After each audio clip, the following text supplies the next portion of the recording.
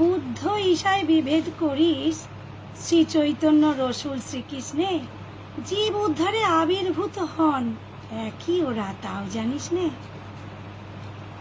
বীরেন পান্ডাদা দীক্ষা নিয়ে যখন বাড়ি ফিরেছে, তার বাবা জানতে পেরে প্রচণ্ড রেগে একদম ক্রোধে ফেটে পড়ছে। তার কারণ তার বাবা চৈতন্য মহাপ্রভুর দীক্ষিত। তাই কেন ঠাকুর অনুকূলচন্দ্রের ছেলে দীক্ষা নিয়েছে, এই মারতে যায় তো সেই মারতে যায় ছেলেকে বলছে, তোর সঙ্গে কথা বলা তো দূরের কথা, আমি মুখ দর্শন করব না, তোকে আমি ত্যায্য পুত্র করব।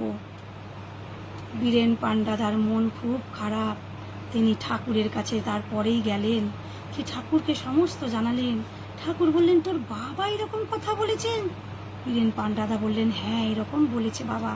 তখন ঠাকুর বললেন, তুই উষাকালে ইষ্টভীতি সস্তায়নী করার পর প্রতিদিন তোর বাবা মার ঘরের কাছে গিয়ে তোর যথাসাধ্য, সেটা ফল বা মিষ্টি যাই হোক হতে পারে, একটা কিছু রেখে আর প্রণাম করে আসবি। একদিনও যেন বাদ না পড়ে, প্রতিদিন এটা করবি। প্রতিদিন এমন করে তোর বাবা মা ঘুম থেকে উঠেই দেখে যে দরজার গোড়ায় কেউ একজন এরকম রেখে গেছে ফল বা মিষ্টি, বাতাসা। বাড়ির সবাইকে জিজ্ঞাসা করে তার বাবা, সবাই কেউ বলতে পারে না কে রেখেছে। লাস্টে ছেলেকে ধরে, তখন ছেলে বলে, হ্যাঁ বাবা এটা আমি রেখেছি।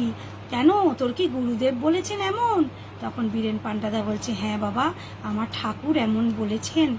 তখন বাবা আরও রেগে গেলেন, হ্যাঁ তার মানে ঠাকুর বলেছেন, তোর গুরুদেব বলেছেন, তাই তুই করছিস? তাহলে তুই আমাদের এমনি অন্তর থেকে করিস না, মন থেকে ভালোবাসিস না। এই বলে তার বাবা আরও বকতে লাগলেন। আর বলতে বলতে হঠাৎ বললেন, ঠিক আছে তোর গুরুদেবের কাছে নিয়ে চল, আমিও দেখতে চাই তিনি কেমন গুরুদেব তোর। খুব আনন্দ হলো বীরেন পান্ডাদার। পরের দিনই রওনা হলেন ঠাকুরের কাছে তার বাবাকে নিয়ে। যখন যাচ্ছেন ঠাকুরের কাছে, তখন দূর থেকে এই বীরেন পান্ডাদার বাবা দূর থেকে ঠাকুরকে দেখছেন, চৈতন্য মহাপ্রভু বসে আছেন। তিনি অবাক হয়ে গেলেন, এ কি কাণ্ড, আমি মহাপ্রভুকে দেখছি, আমার ইষ্ট দেবতা, আমার ভগবান। তিনি চোখটাকে কজলালেন দুটো হাত দিয়ে, তিনি কি ভুল দেখছেন? চোখ কজলিয়ে যখন দেখছেন, আবার দেখছেন শ্রী ঠাকুর অনুকূলচন্দ্র। আবার চোখ কজলাচ্ছেন, দেখছেন আবার চৈতন্য মহাপ্রভু। এইভাবে বারংবার তিনি দেখছেন, একবার মহাপ্রভুকে দেখছেন, একবার ঠাকুর অনুকূলচন্দ্রকে দেখছেন। এরকম দেখতে দেখতে ঠাকুরের কাছে গিয়ে উপস্থিত হলেন। গিয়ে ঠাকুরকে তিনি প্রশ্ন করছেন, ঠাকুর এতক্ষণ আমি যেটা দেখছি এটা কি সত্যি?